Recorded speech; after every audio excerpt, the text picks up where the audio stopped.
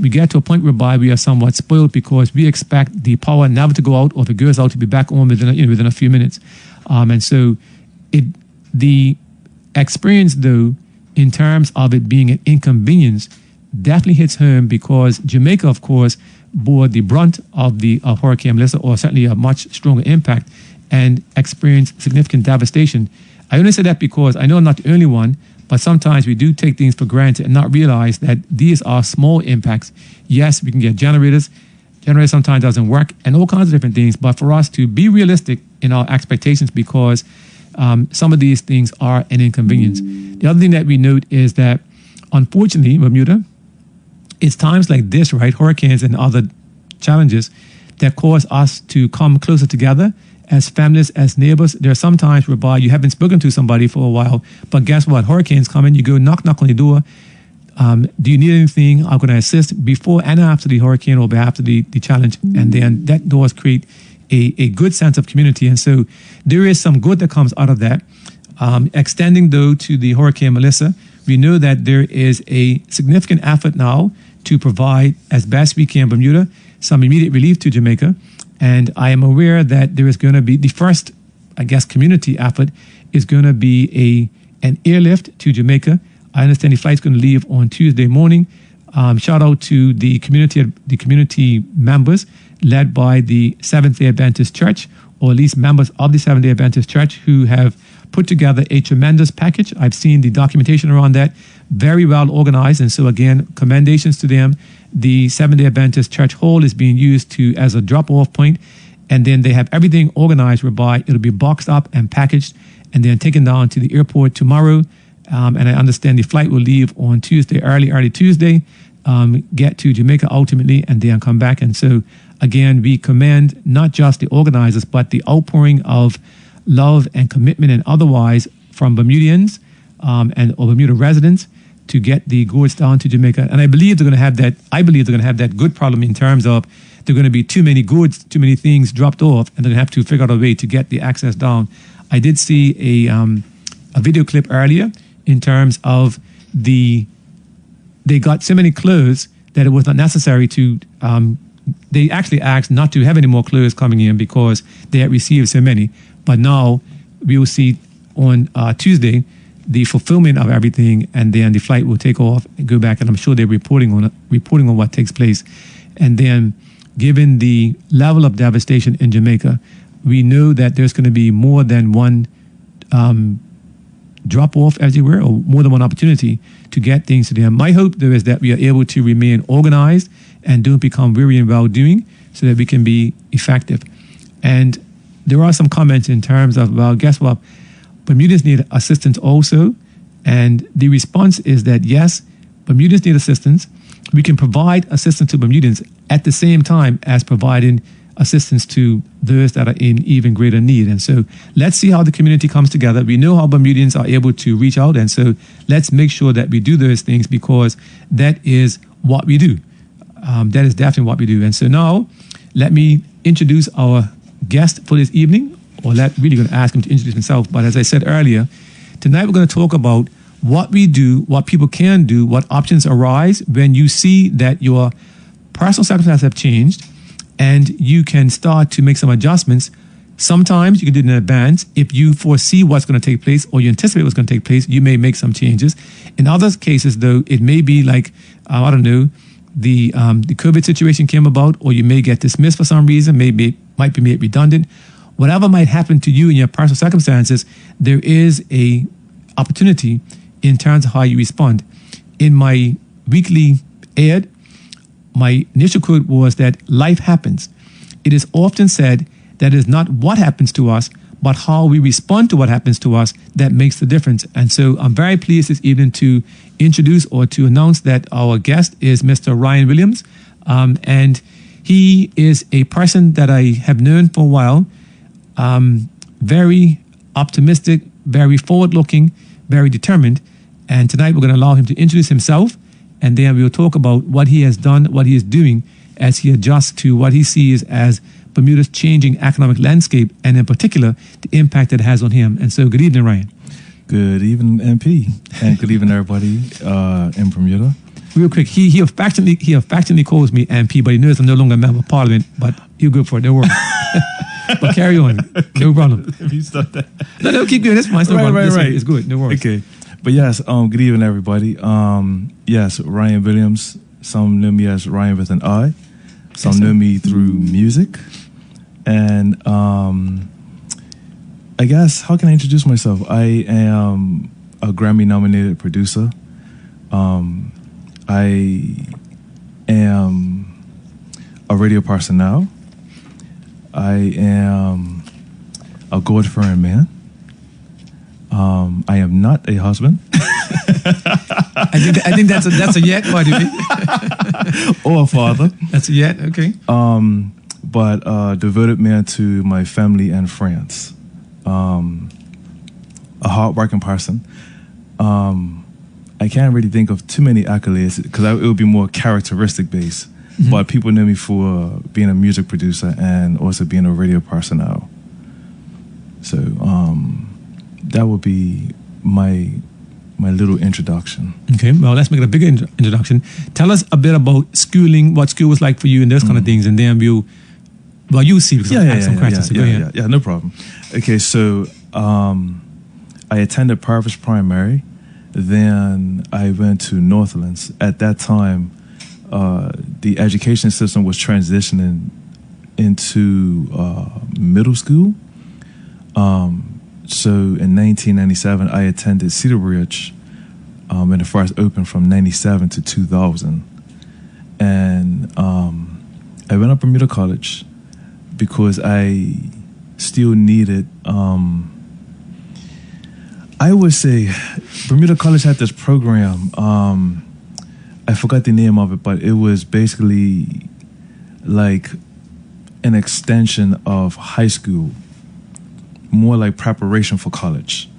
So Bermuda College had this program that right after high school, if you feel that you need just another year. The 1 year program? Yes. Okay. If you needed one more year just before you attend college, then you can, Discovery Program, that's what it's called. Okay. So I did that for a year, and then I attended Bermuda College full time. I was taking up an IT program because I wanted to be I would say a IT oh man, I forgot the name of it, but I think it was the people that they write. You mean coder? Programming? Yes, okay. Yes, programming, right. Yeah, right. okay. But then 6 months after that, I was like, this is not for me. Okay. Then I started working. Even though my working history started when I was younger, but we could get back to that. Mm-hmm. And then a few years later, I would say 2 years after dropping out of Bermuda College, I went to Full Sail Entertainment in Orlando, which is the entertainment school, and I was pursuing my music career. That was the beginning of it. I did that for 3 months, and I was not able to accomplish it because I actually failed the academic side. So then I came back from Bermuda, and then I went back to school in Atlanta, and I attended another entertainment school in AIU Buckhead, and then I wasn't able to complete that due to finances. So then that's when I came back from Bermuda, and I started working full time, and I basically gave up on educating myself at that time. So, yeah. So that's my education background. Okay. I started working, I would say, at the age of probably 12, packing groceries. And then after that, I could say this company's name. Yes. I started working for John Barrett's at a really young age. So my relationship with John Barrett's, that was my first real job. Sure. So what happened, I grew up Montreal, and one of the grocery stores in the neighborhood, they had John Barrett's products. Yes. So I got a job stacking shelves, stacking John Barrett's. Merchandiser, yeah. Yeah. So my proposal to them at a young age was, I stay in the neighborhood. It was around Christmas time, and I knew that you have a promotion, so I can just come down the hill and just keep on stacking your shelves as the product is being purchased. To the store or to Barrett's? To Barrett's. Okay. Yeah, because I had a relationship with Barrett's through somebody else. Okay. Yeah, so they kind of spoke on my behalf as well. And how old were you think? Around the day? I was close to, I'd say about 16. Okay, gotcha. Yeah, I was 16. Yeah.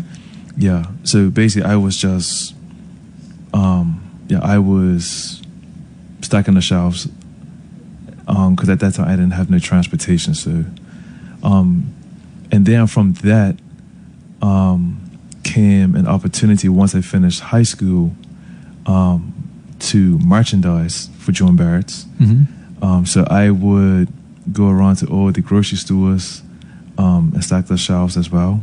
Just basically just merchandising. Yeah. I had a list of grocery stores to do. And then from that, because I had that job for a few years, so even when I was in school, I would still work for John Barrett's on weekends if I couldn't work full time. And then when I went to school for the first time, I came back from Bermuda, working John Barrett's, went to school the second time, and then once I made up my mind I'm not gonna go back to school, I decided to pick up a trade. So I started working for John Barrett's, and then my trade was hardwood floors. So I was a hardwood floor refinisher for about 5 years. Okay. So like actually sanding, staining, finishing, floor stirs, anything that was basically to do with hardwood. The company that I worked with had really good clientele. The clientele was like Takistan, a lot of high-end residential people,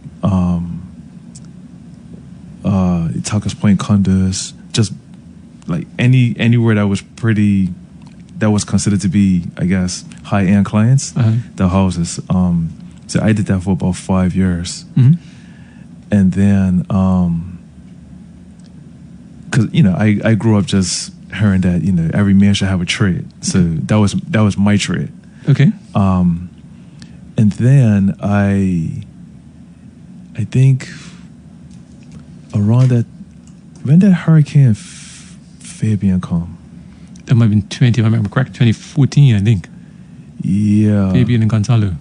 Yeah, it was a really bad hurricane. I can't remember which one. But I remember that I started working for the company I was working for, and then I done construction for a little bit during that time. Okay. And then I ended up working for a computer company afterwards, and I was the delivery driver for all the computer parts. So it was deliveries to all the government offices, the banks. It was to even small computer companies. They had just basically just a lot of clientele in regard to who had I guess big contracts with companies. I even had to deliver to schools. So basically I was just delivering anything computer related to all these places, schools, okay, and so on. I did that for a while, and then one day I delivered to this one customer, and when I walked in his house, I was like, just looking around, I was like, okay, what do you do? So he told me what he did, and I was like, this is interesting. and it was telecommunications.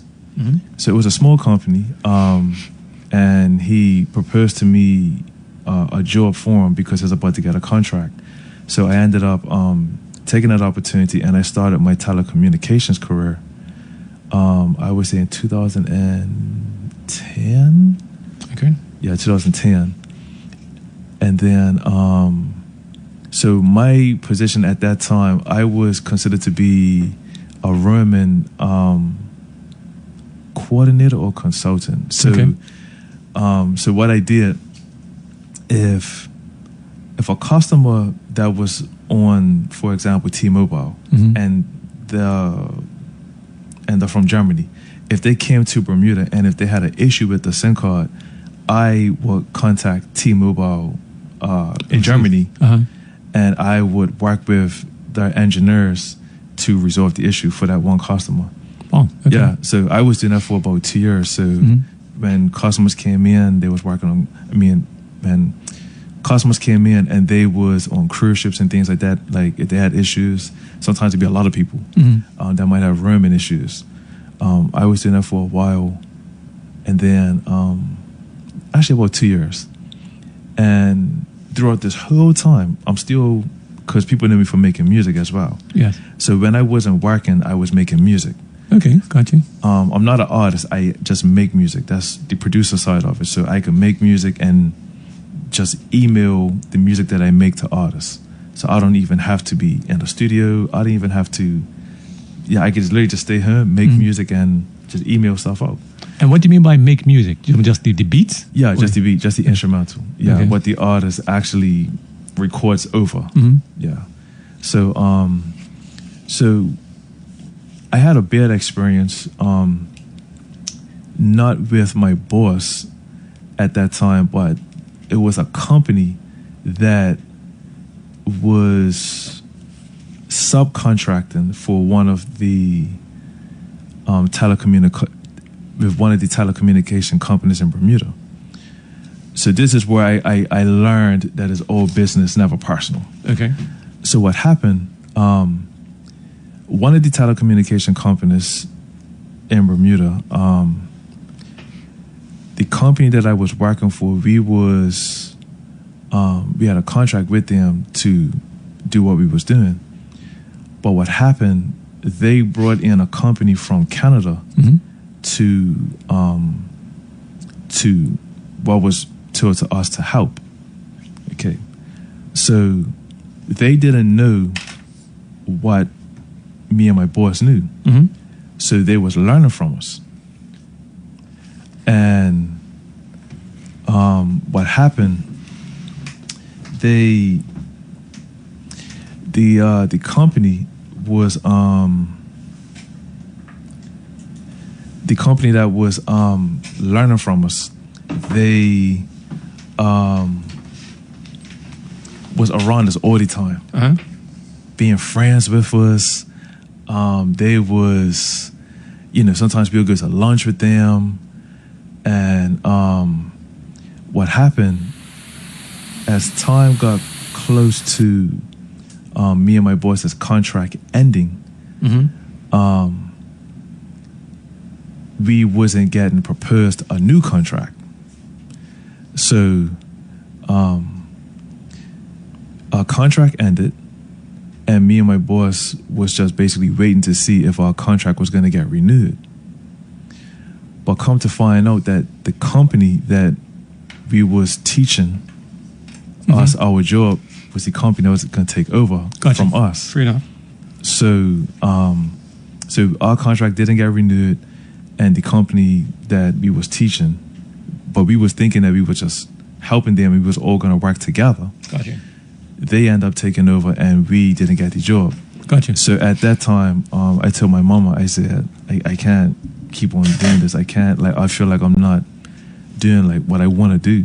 So you mean at that point you came out of telecoms, you're saying? Yeah. Okay. And this was 2012. Okay. And I said, I want to go pursue my music career. And my mom was in full support of it. So I left Bermuda in 2012. I left Bermuda 2013. January, and yeah, I pursued my music career for about 6-7 years. Got you. And you know, my goal was to financially reach a goal of success. You know, thinking that I'm gonna be having this lavish life. Oh, wow. So you really identify with the whole music industry. You would, yeah, that was your thing. Okay. Yeah. I was full time. I was around celebrity artists. I was producing for a lot of like TV networks like BET, MTV, VH1. But at a point whereby you was doing this and you was able to make enough money to, like, you was living off what you're earning? Yeah, I was only living off of music. Yeah. I'm saying, but you were making enough money to live off of it. It was just about managing the money, to be really honest. So living off of it, that was my only way. That's my only income. Yes, that's my point. Okay, fine. My only income, you might have wasted the money. I'm not asking. I'm right. asking in terms of. It was my only income. Got you. Okay. Yes, completely. Oh, wow. So you was able to make a living off of music. Yes. Okay. It was still a struggle, but fine. Yes. Okay. It was my only income at that time, and but what happened? My contract was ending. And I knew I had to come back to Bermuda. And this was 2018. You had a contract with whom? With a music company? Yes, with a managing company. Okay. Yeah. So I didn't achieve what I wanted to financially. Okay. I did accomplish some accolades, but not the financial goals that I wanted to achieve. So I came back from Bermuda 2018. Because this when Trump was president, so he was just kicking out all foreigners. Yeah. So I came back from 2018, and I was unemployed for about over a year. Mm-hmm. And my uncle has a construction company, so I started working with him in 2019. Put all my pride aside because everybody knew me for music. So it was just okay. So it was me coming back and people just having this perception that Ryan, he's doing good. Like, because they were seeing like everything that was happening for me, but they didn't know that didn't equate to money. It was more recognition what they saw. Because I was still on the come up. So I started doing construction with my uncle, and then COVID came. Mm-hmm. And then when COVID came, I was unemployed. At that time, this was when the government or the premier, I guess, the government allowed for people who were not employed to receive per week. Not that. Where you was able to take money off of your pension. Okay. Hardship. It was called a hardship allowance. Yes. So I did that, and I was living off of that for a while, and then 2020, I spoke to. I had an idea in my head, so I called Bootsy, the comedian, and I said, "Hey," I said, "when you was working for Hot 107, did they come to you or did you go to them?" Okay. And he told me how it happened for him, and he said, "Why?" I said, "I wanna have a meeting with the owner." And he says, "Okay." So he gave me his number, which was Glenn. Yeah. And he says, "Call him right now." I said, "Okay." So I called Glenn, and we had a conversation, and we made an appointment to meet and talk. So then we had our meeting probably 2 weeks after the phone conversation.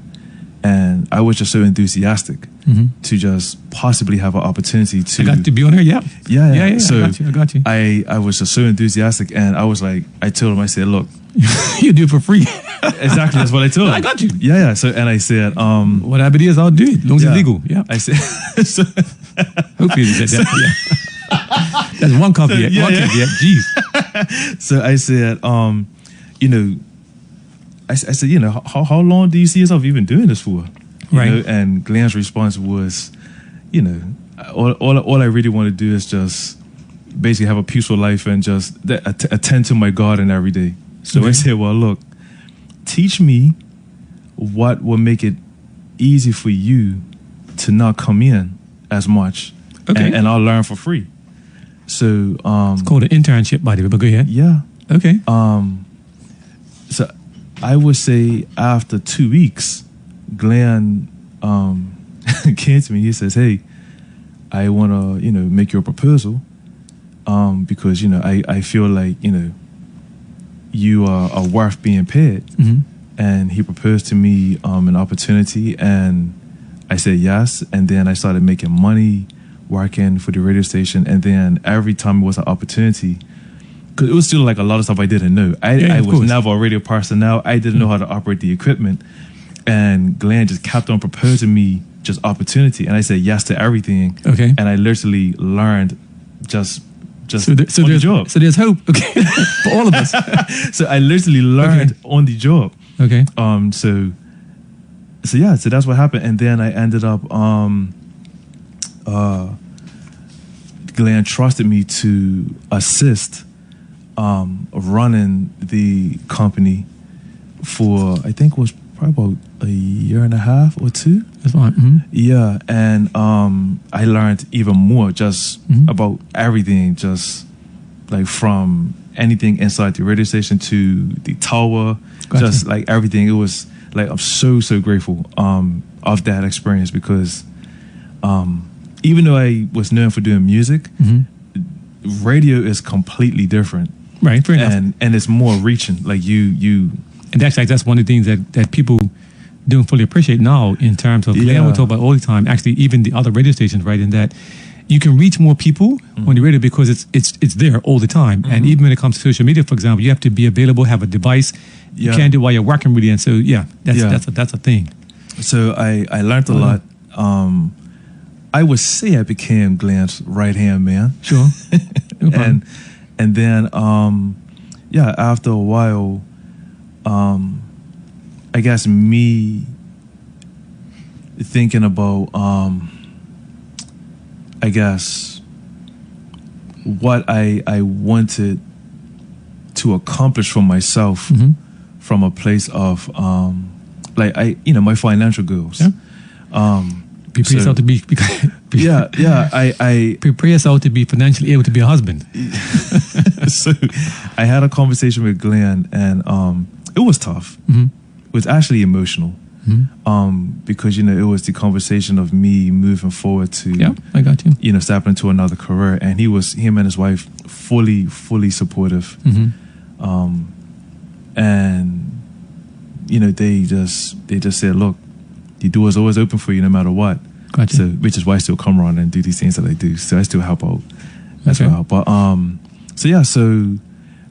left. So let me just interrupt for a second. Sure. To the listening audience again, thank you for joining us here on Magic 102.7 on your Sunday evening for another edition of Insight. Our guest this evening is Mr. Ryan Williams, and it's interesting because I always start with the same question, which is to introduce yourself. And he gave this, a 30-second introduction, and then we came back to a question. Now he's been going for about 20 minutes with his introduction, which is good. Because now we come back. You've said some things I'm going to touch base on in a minute, but let me let you finish off in terms of, I know you left the station and you've done two things since then. So give us that, and then we'll come back and ask some stuff, because a lot of what you've said, I believe, can be a reference for others. Okay. And so that's what I'm going to come to next. Okay. So I left the radio station, and then I got a job in working at a bank. Yep. And I was, that was it was a really good experience for me, because that was my first time working corporate. Yes. So the corporate experience that I got, I was working in the loans and mortgages department. I started off working as a receptionist, and it's funny because you would think that with that kind of job, it's considered to be like lower rank. I enjoyed it, and what came out of it was, at that stage, what came out of it, that everybody that was walking across me, they all would stop to talk to me, and I didn't even know who was VPs or AVPs. I didn't know. And then I would say probably just weeks after working as a receptionist, the people that will come and the people that will stop and talk to me, they would tell me who they are, and then they would start to propose to me working in their departments. And I'm like, oh wow, I didn't know that you was the VP of this and that. I was like, okay, wow, like I'm just being sociable. Yes. So what was actually happening was that a lot of the VPs they liked me to the point they was like, you know, asking me questions, and they was like, you know, would you be interested in this and that? So I was like, wow, like all these options are coming just working as a receptionist. Yeah. But my department, they wanted to keep me, you know, so they was like, yeah, we're gonna take you from being a receptionist and we're gonna bring you inside, and we're going to start you off on an insurance project. Okay. So I basically got promoted, and that was really interesting as well. But before I actually got promoted to doing insurance, when I was working as a receptionist, I actually got voted for great customer service, and it was like an award for it. Okay. I didn't get the award, but I was voted probably like. And you got nominated for it? Yeah, sorry, Gotcha. yeah. Okay. Voted and nominated. And I was part of the top 17 people out of the whole bank. Understood, yeah. And people was like, I have people that work at the bank, they're like, I've been working for like 20, 30 years. I've never been nominated for like anything, and here you are, just got nominated like in a few weeks. It's a frontline position, people forget. Yeah, So, yeah. But it's all about like your attitude, right? And me, I'm the kind of person, I don't have pride when it comes to. Yes, you do. Well, I do, but I don't have pride when it comes to Jackie said I do. Yeah, you do, but you said yourself, because remember, there was a degree of pride when it came to coming back with this great accolades about working in construction. Yeah, so I don't accept that, by the way, but that's what you said. Yes, Okay. But so speaking, I guess from that time, I didn't. Right. Okay. So at that time, I pretty much accepted that this is because of my education level, that I can only get entry level jobs. So and work my way up. Okay. So that was my mindset. So once I got that receptionist job, I was thinking, okay, I'm just going to basically build myself up. And then that's how I got like, you know, the opportunities that I did working at the bank. Okay. But that experience showed me that I'm not really into finance either. Okay. And I had a meeting with a company, a hiring company, and it was me pursuing other job opportunities, and who I spoke to, they was telling me about what they do, and I started asking them, well, I was just picking the brain about like a lot of things. I was like, wow, like, so you do HR and you don't have like any degrees. You just got this just based on opportunity. And that really piqued my interest. I was like, HR. And I started researching. I was like, okay. So I was like, okay, so this is what HR stands for. Okay. And it was, it's funny because before I pursued HR, and at that time when I was pursuing other job opportunities, all I kept on hearing was reinsurance. And I took on a few interviews. I took on a few meetings for being in reinsurance. One was being a broker, and it like the aesthetic of it looked good. And when I say the aesthetic, meaning like just what being in reinsurance and being a broker, like what it actually looks like, you know, to have like that as a title, and you know, and it's a lifestyle, right? No question about that. Lots of travel, it's money, it's dinners, it's relationships. Yeah. And I was just like, no, I don't like this either. Okay. And some of the people that I actually met with, the personality wasn't what I pictured myself being around. Understood. So after that's when I had the conversation about HR. Yes. And then I researched it, then pursued it. But what happened when I was at the bank that I was working for, my cousin came, and I ended up looking. She was showing me something on WhatsApp, and I said, "Hey," I said, "What's that right there? That HR opportunity at this place?" And she was like, "Yeah, Ryan, you know what? You're thinking about pursuing it?" I said, "I would like to." Sure. So, so she said, "Yeah, just apply it. I mean, just apply for it." You know? I said, "Okay, cool." But she didn't know who I knew. So I knew somebody from working at the radio station that was that had a pretty good position at this department. Yes. So I reached out to them, and they spoke on my behalf, and then I got an interview with this department, and I ended up getting the job. They wanted to hire me right then and there. Okay, good. So so I ended up getting the job, and since January, I have been working in HR. Okay. And it's been a very eye-opening experience, but it feels very purposeful as well. And what I decided to do as well, I decided to go back to school. So I am pursuing my HR certification, and I'm doing pretty good. I'm doing pretty good in my class. You know, my midterm, I got 100%. That's impossible. So, but yeah.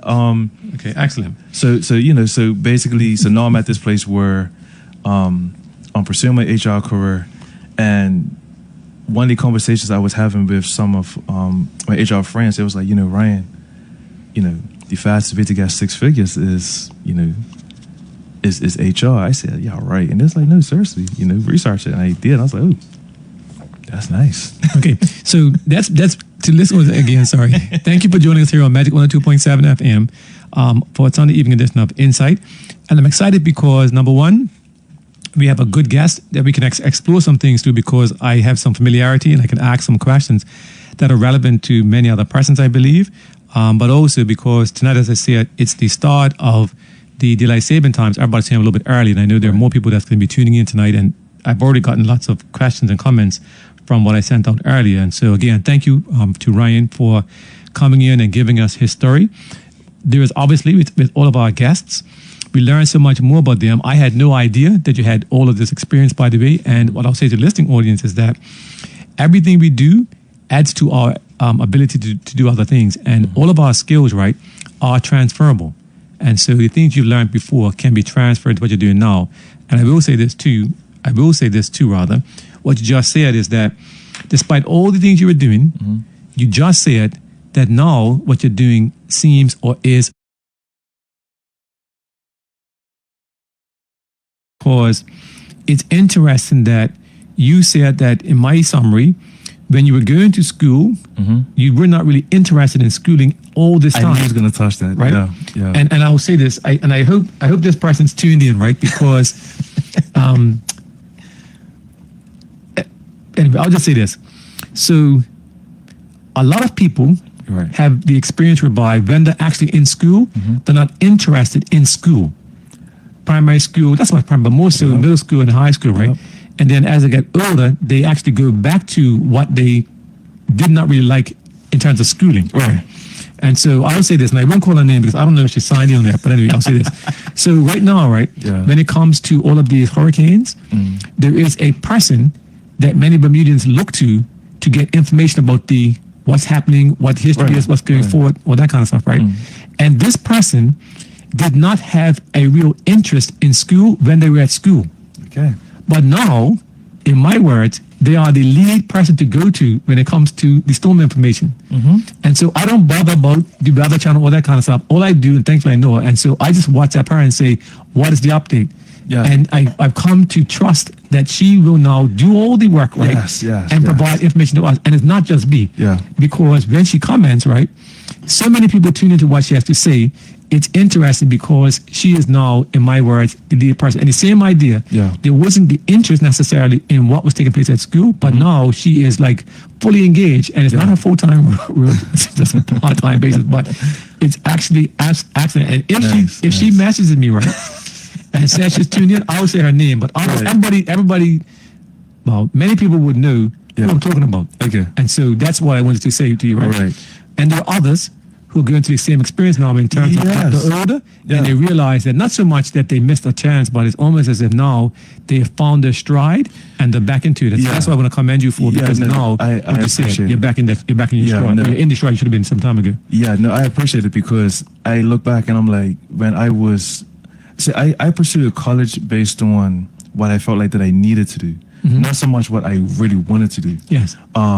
So at this stage, it's like after all my experience, and now knowing what I want to do, and then getting the experience, it's like it's working out perfect for me now when it comes to my like pursuing my certifications.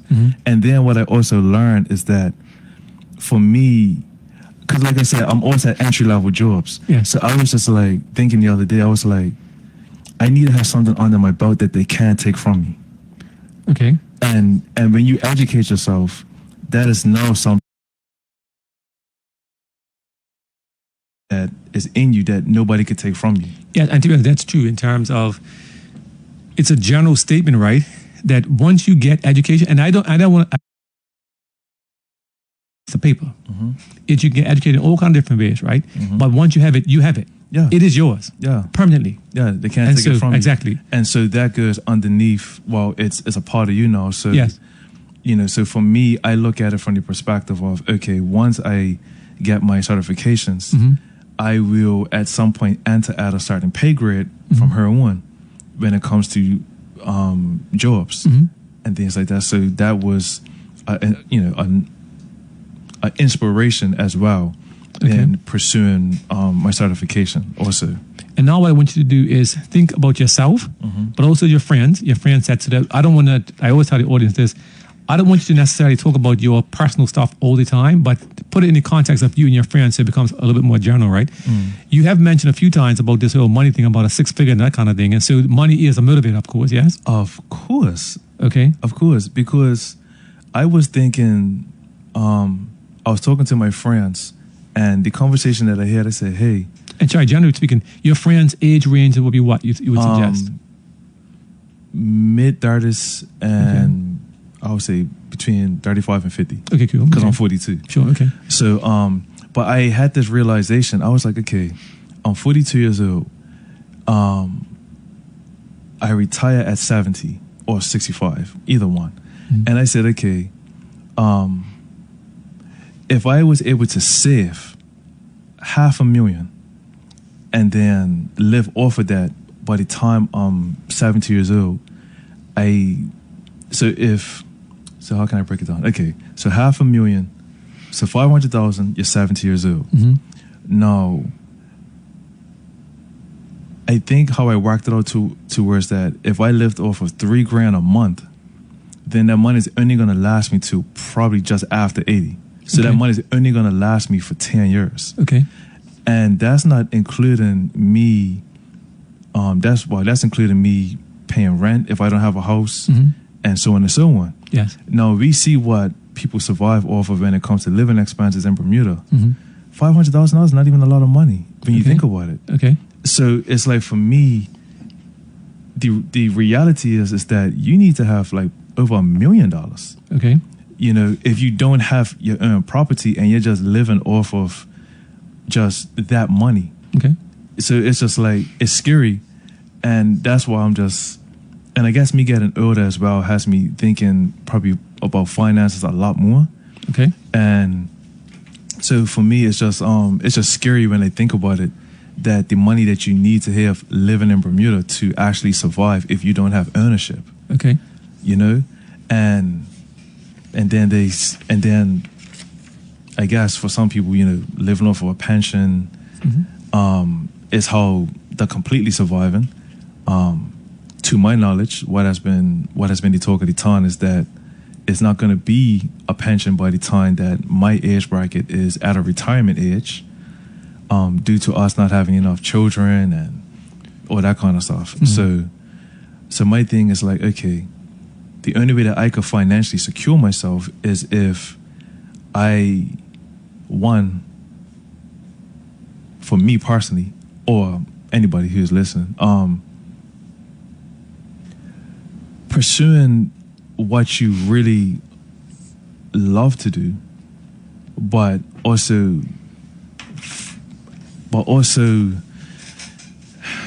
I guess also just thinking, how far can you go? You're smiling. Keep going. Keep going. But so my thing is pursuing what you want to do, but knowing or researching what is the highest that you can make doing what you love to do, and pursue that to the fullest. Okay. That's like, that would be like my advice. Like, no matter what you want to do, pursue it and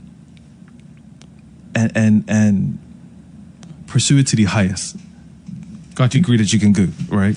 So that's why, like, for me, like, I'm educating myself in things like that, because I can't just keep on having entry level jobs, okay, and then I don't reach like a financial goal that I need to have so I can enjoy my senior years. Okay, but that's interesting, because you've now done, in my mind, right, there's two critical things. One is what is your real motivation, right? And you said, really, at the end of the day, it's a practical consideration in terms of you won't have enough money when you retire to be able to live off of. And the secondary one, which may be the first one, is something that you think finds purpose. It makes a difference to you. So the HR is you found your niche, I want to say. Yeah. And now you're going to match those two things in terms of, you know what you like, you know how much money you want to make, and one way to advance that is to actually become formally certified in what you do. But you did say before, by the way, that the person you're talking to before has been able to excel or achieve as an HR person without any real degrees, quote unquote.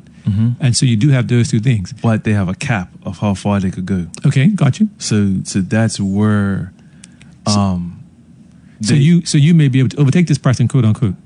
Yeah. If they stay where they are and you get certified, you're able to, which is not what you're talking about, overtake. Yeah, I could be in a higher position than them. Okay. And what I want to also say to the listening audience in terms of the pension, it's not for today necessarily, but I like the way you put it in terms of, and I'll just use rough numbers, that if you retire at age, you said 70, with $500,000, let's say you're going to live off $50,000 a year, that's going to get you 10 years. Roughly speaking, it's not quite right, but roughly speaking. Yeah. And so $1 million gets you 20 years. And so with more excitement, more flexibility. And so it's interesting that as now I want to call almost a middle-aged person, that you start to focus on the pension and the savings, because a lot of times when people are younger, say around 20 or 25, they don't think about that. Yeah. And so again, it's very interesting that you have those two things together, which provide the motivation to you to do what you do. Yeah, and me and my friends, we're having more financial conversations today to where it's like savings versus investments. Okay.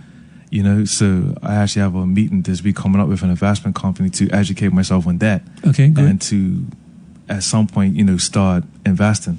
Because, you know, I don't know, man, like Bermuda is a tough place to live. It's expensive, yes. And that is why a lot of, you would see people like in the 30s not really having children at this stage, because they're looking at it from a financial standpoint as well. Okay. You know, especially when you see that how much nurses cost, that's like another rent on top of paying rent. So yeah, and then, you know, another complaint is the cost of living when it comes to rental prices as well. It's just really scary. So like some people are still staying at home due to that, and they don't want to. Yeah. You know, I have friends that want to break out and be completely independent, but due to their circumstances at home, they can't really branch out due to them just still having to contribute towards the family that they stay with as well. So, that's another conversation, right? To where you have to feel like that you can make enough money.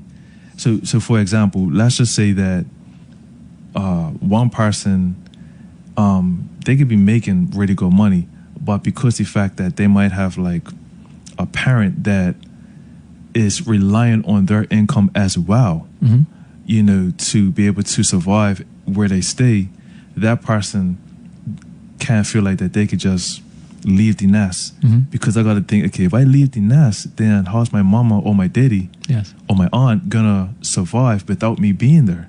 So now I have to make more money, and then to where I can still contribute and then still live my life. So like that's why like a lot of us are having more conversations today. And when you think about, like, it's crazy to think about that you can make 6 figures and that's not enough living her. It's just a scary thought. So it's just one of those things to where it's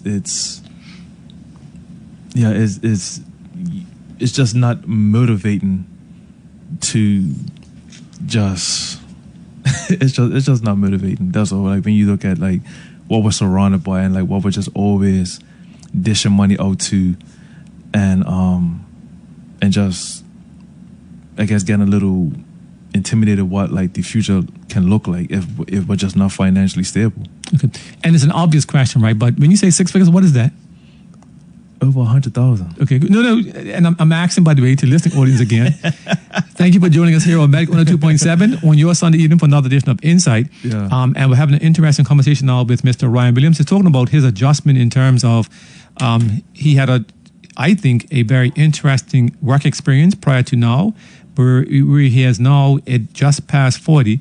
He has recognized what he really wants to do for 2 things. One is he's found a job or a profession that adds value, that he thinks has actual meaning, and now trying to tie that to his economic goals. And so those 2 things are now matching. I'm just about to talk about your personal sacrifice to make this happen. I will say, by the way, I asked this question because others have sent their messages in terms of 6 figures. I think it's obvious, but sometimes it's a reference point, and so just want to make sure that we understood it. So you're talking about making $100,000 in Bermuda. Your suggestion above 100,000. Above 100,000. Yes. Your suggestion is that that's not enough. Just to, if I remember correctly, the Bermuda average income, if you will, is about 80,000, give or take. And so is that with 2 people or just 2, one? No, each. And so, and that's another thing. So too, public, right? Like, so public officers married, right? Right. Or partner, I've been called 2 together. You can get to let's say, roughly speaking, around 160,000. And so the question is that enough to live off of, yes or no? That does not speak to poverty and all those kind of things, and so that's a different conversation. But I want to just make that comment. And real quick, it's not my role to be political, that's for sure. But I do want to point out a few things that you mentioned, and that is about, in my words, children are thought of as an investment or an expense. What the government has done, though, to try to assist that is that they have this first 1,000-day program. And so there's a lot more emphasis and government programs around that. And also, which you may be aware, there is the child care subsidy that people complained about because the cap off is quite high, but parents can receive up to, I think it's up to like $9 a month to cover the child care expenses. So there is that. How much? $900. Okay. So there are programs available for persons in that circumstance to seek government assistance for. That's number 1. Number 2 is you talked about the cost of living, and you particularly mentioned rent. Government has just put out the Landlord and Tenant Act in terms of, it was out for consultation, which ended on Friday, October 31st. And so it's going to be interesting now to see what comes out of that. And a lot of times what happens is government tries to do certain things. We don't participate in that solution. So it'll be interesting to see how many people actually commented on the Landlord and Tenant Act, because that's where I told somebody earlier, Bermuda does not have the availability of housing. What's happening is making it available to rent. So there are enough houses here to house everybody. However, some people are saying I'm not going to do so because I've had bad experience when it comes to tenants. And so that's why government's now going through the process of the Landlord and Tenant Act revision to understand what can be done better. So people right now that have houses that are empty and not renting, that they can be more encouraged to do so. That's a huge thing. So, sorry, if I can ask. Yes, of course. The Landlord and Tenant Act, Yes. what's the government reviewing to like better understand or make change? So one critical thing at the moment, for example, right? You move into my apartment, and let's say, I don't know, after the first 2 months, you don't pay the rent at all. Okay. To get you out, I have to go to court. That's an expensive process and takes a while. Right. And then when you get to court, for example, there's not an easy, the court's not going to say, okay, fine, make you get out next month. They give you time to respond, and it takes a long time. And so sometimes you end up by, you moved in, paid your first 2 months rent. For the next 6 months, we're going back and forth to court. You're not paying me anything, but you're still in my house. And then sometimes you wreck the apartment. And so the reality is that The landlord loses. exactly. And then the reverse takes place sometimes in terms of the landlord itself. You may be the best tenant paying what you got to pay, but I may become a nuisance to you. And so what the Landlord and Tenant Act is doing fundamentally is trying to look at what should the government do from a legal point of view to balance that relationship. It should be fair on both sides. Okay. And then there's also the discussion in terms of realistically, I had this conversation too today about how does government determine what is a fair rent if the place is under rent control. Yeah. And so that's an important aspect. Okay. I think all of us should be looking out to that. And I'll probably do a show on that at some point in terms of making sure people do understand where we are at with that. And just yeah. one quick question. Sure. In elaboration to that, would that affect people's a person who owns a house? Would that affect like their option to just Airbnb or rent? Yeah. At the moment, if you have an accommodation that's under rent control, you have to actually apply to the minister to get permission to change that from a regular rental to an Airbnb. Okay. So it's not just, you can't just do it. And it's been like that all this time. I don't know when it started, but for sure right now it is, yes, at least for the past several years. So that could be why people feel like how they feel, because they're going to say, well, this has been allowed for people to Airbnb instead of giving people the opportunity to rent. Well, I mean, I wouldn't go too far because you don't have to. Well, no, I'm saying to you that internationally, governments do try to manage the availability of housing. And in some cases, they have said that, certain number of houses cannot be allowed for Airbnb. And so there's a conversation, though, that goes on even in Bermuda in terms of what is the authority and responsibility of government to control the availability of these houses as opposed to the homeowner having complete freedom to do what they want to do. But that is, again, and I'll do a show on that so that people do understand the various perspectives. So I want to mention, though, that you talked about the children being expensive. You talked about the cost of living. That's the idea of rents. And you also talked about sometimes there are children who are concerned about moving out because they have to take care of their parents. That's what we call the sandwich generation. Okay. In terms of person, let's say your age might be that you have to be concerned about, not you, but people like you, would be, you have to take care of your family, your own children, plus yourself, plus your parents. And so you, as the person, are caught in the middle. That's why you're the sandwich generation. And so you do understand all of those perspectives. Yeah. And of course, you talked about the sandwich generation, which is good. So I want to go back a little bit now in terms of what would you say has been the sacrifice that you've made in terms of now trying to focus on education?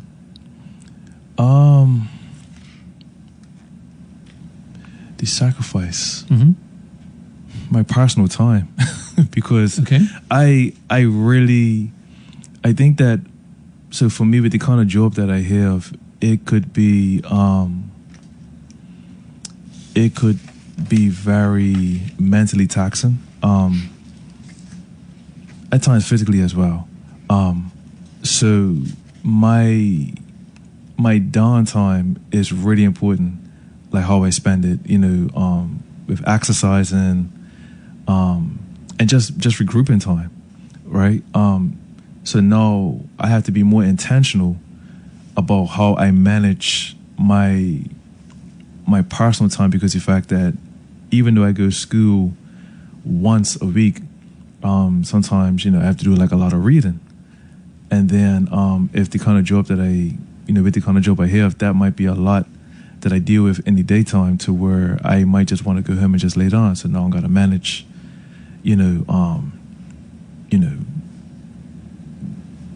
working out, exercising, like all of those things as well. And then trying to, get good sleep and things like that there. But I would say that the sacrifice is just more just my personal time that I need to regroup after a long day of work. And it's more impactful because I'm older today. So I would just say that's basically it. Nothing financial. I would say one of the great things is that I applied for the student aid at Bermuda College, and I got granted, and they covered the majority of of what I had to pay. So I applied for that, I got it, and that has been helping me for this semester, and it's going to help me for the next semester as well. So, and that's something that I didn't even know, but somebody put me onto it, and I called Bermuda College and asked them, and they basically said, yeah, you can apply for it, and let's just see what happens. And and that's what I got. So you have a full-time job. I wouldn't say where, but you have a full-time job, obviously getting a reasonable pay, and you still qualify for the student assistance at Bermuda College. Yeah, and that shows you how much, that shows you just how tough it is in Bermuda. Meaning that you couldn't afford it, or you just, the fact that you benefited from getting it? Couldn't afford it. Oh, okay. Yeah. Okay. Yeah. And a shout out to Dr. Sams, by the way, who is the new Bermuda College president. He's been here a couple of times on this show. And the college doors have a significant outreach program to ensure that they become the school of choice, if you will, for these types of educational opportunities. They offer a huge amount of courses, and whatever you need basically is there if you check it out. And so I want to commend you, because you are now saying that you have been able to benefit. Number one, you've chosen what you want to do. It's available at the college. They gave you financial assistance, and you're not too proud to say that, which is a good thing. Not at all. And so I encourage everybody to do it. To be honest, to just research it. Okay. Yeah. And in terms of sacrifice, you're saying that, and it's interesting because we use the word intentionally, right? But you're saying now that one sacrifice is that you have to put more of your personal time in for your own benefit. And so, is it a sacrifice or not? Because it's for you. You're not doing it for somebody else. You're doing it for you. Yeah, because I don't want to go back to school, to be really honest. Okay. But I know it's something that I have to do. And what is helping me is my job experience with this course. Meaning that it's what you're learning in the class ties to okay. Because I have never been a person that really knew how to study. Okay. And things like that. Of course I know how to read and write, but to actually study, that takes a lot of me being very intentional. Yes. Like with that. So yeah, I And so what are you doing in terms of learning how to study? A lot of reading and highlighting and going over things. So basically that's what you're doing. But what have you done to learn how to study? I go on YouTube and I look at how people. I basically go on YouTube and research like how people study. Okay. And then I found one that was applicable to me and relatable. And I was like, okay, let me try that, and tried it, and it's been working. Okay, gotcha. Yeah, so YouTube is a resource for everything for me. Yeah, and it's interesting. I asked the question intentionally because, like you said, you been out of school, formal school, for quite a while. 20 years. Going back, it's different. And by the way,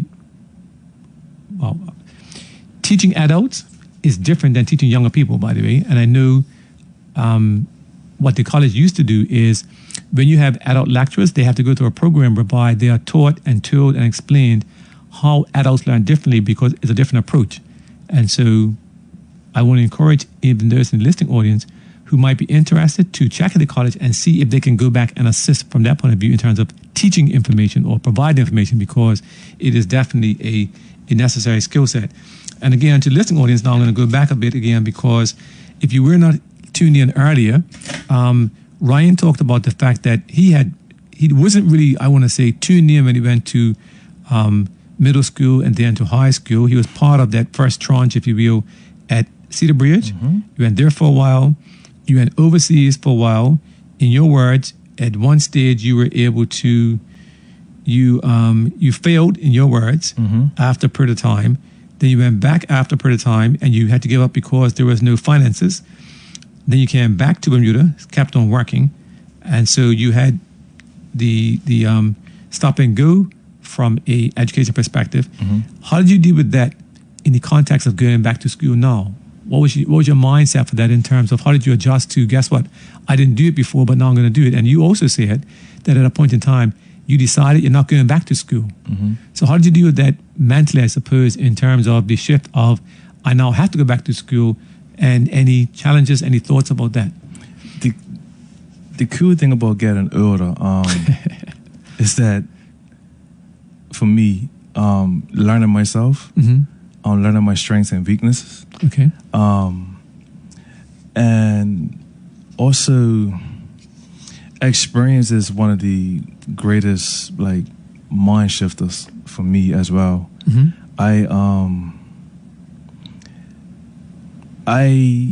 With my experience, I have had the opportunity just to meet all kinds of people, people that are educated, people that are who have shared experiences with me that I could relate to, and things like that. So I would say for me, what has helped me was a lot of people that I met in my lifetime. What they shared with me helped me to just be more confident in myself, and find purpose as well in what I want to do. So I would say that when I was younger, it was hard because I felt like I failed, and I was like, what am I going to do with my life? I think that's like a common thing that younger people think is like, like what they're going to do with their life when they're at a younger age, and that's why you might see somebody and just get jobs and they do like a whole lot of spending. They might not even save because they don't really have no direction, things like that. So fast forward, trials and tribulations have shifted my mindset. So like the losses that I took, the wins that I have had, all those things help me to have the mindset that I have today in just being a very self-motivated person and having goals. Okay. And just experience, to be really honest. Just experience and conversations with the right people that has helped me have the mindset that I have. But that took a long time because I'm 42, and I would say some of that stuff still didn't hit until probably I was in my late 30s. Okay. Because I had this mindset that I still wanted to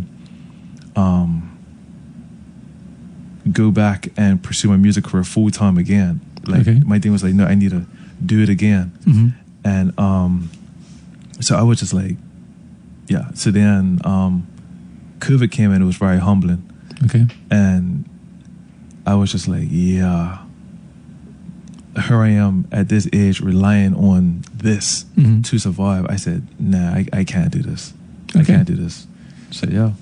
And that's very revealing and hopefully encouraging to others in terms of what I got from what you just said is that you did have a mindset that, guess what, I failed, I'm not going to go back. And then through experience and just life, you got to a point whereby it doesn't matter now, you're over that, you had to experience this, people have told you different things, and you're now ready to go back, and you are excelling. And so that's excellent. And you talked about the money part of you, by the way. And so I'm going to give a quick comment in terms of this whole idea of money, because it is real. We have conversations in terms of what it costs to live in Bermuda and what people have to do. And so I had a conversation recently with more than one person, by the way, in terms of, and they're both single parents, right? All single parents. And they talked about the idea of the mobile delivery service, in this case, Sargasso. And one person said that, actually more than one person said that what they're going to do is they need more money, and they're going to do so by doing shifts for Sargasso during the week. And my response was, well, what's going to be the impact on your children? Because they'll have to take the children with them or find alternatives, somebody to watch the children. And then what about impact on homework and that kind of thing? And so it was interesting because more than one said to me, well, Anthony, you got to think about it in terms of privilege. I might not need to do that. And I'm thinking, okay, fine, it's going to be a negative on the children. Right. But their response was, if you think about it, it's because the parents are thinking about the children, that's why they're going to do what they're going to do.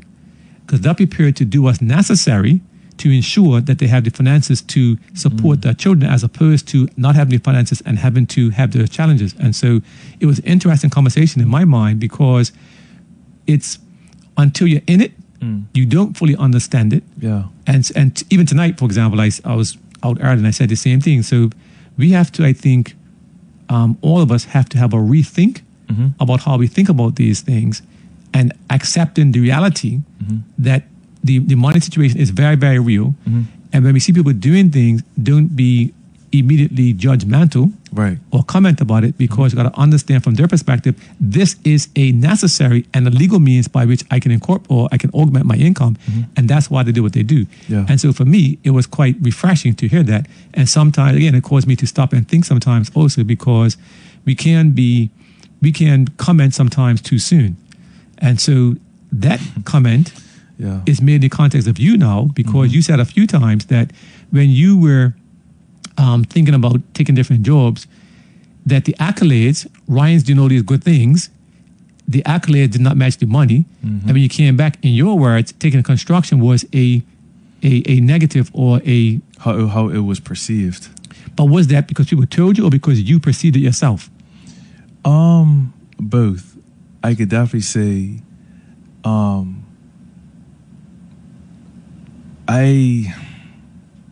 and construction is a very, very great career to have, right? It's great. It's physical, but yes. Yeah, it's a very great career to have. But when I say, from my perspective, it was only because people thought that I was doing better than what they thought. So for me, I had no problem doing construction, to be honest. I actually enjoyed it. I got like the greatest suntan. Like I would like work on the roof without a shirt, like, you know. So, but like really. but no, and with that I learned so much as well, because you could pick up multiple trades. Yes. You know, and you know, it actually made me look pretty good in relationships with girls when they need to fix something, you know. But like for me, let's not be shallow about it here. I promise you I'm joking. No, you're not. But no, but it was more of the perception that people had of me that made me feel like it was like embarrassing, you know. And so like I had to change that mindset. Help me understand, though. You felt embarrassed? Yeah. Okay. Yeah, I felt embarrassed based on what people thought of me. Okay. You know, what they thought where I was financially, based on what they saw me post on social media and things like that. I never portrayed anything more than what I was doing. I'm not that kind of person, but you know, people came to their own conclusions, right? Okay. So what advice do you have to others that are in that same situation, in terms of having to take on jobs that are less than what either they expect or what others expect them to have? You know, one of the best places you could be is at the bottom, because you could learn everything as you're going up. Okay. You know, if you're at the top, then you don't learn the bottom. And at the bottom, it could be like what's really important for you to know. And if you start off at the top, you could be disconnected from the beginning. So me, I look at it just more from a beginning standpoint. So me, I actually want to start like from the beginning, like from the what is considered to be the bottom. Yes. Because I could learn a lot more on the way up. Okay. You know? So for me, I just feel like, you know, when it comes to, I guess, look at it from a building perspective. You know, what is going, like what you're going to experience starting from the bottom or beginning, what you can learn just about yourself from a process standpoint. Okay. You know, to where, you know, the people that you meet, and then, okay, so for example, let's just say that Ryan starts off sweeping floors, right? And then Ryan ends up becoming, you know, a receptionist, right? And then Ryan ends up becoming, you know, anyway. So when I get to a certain place,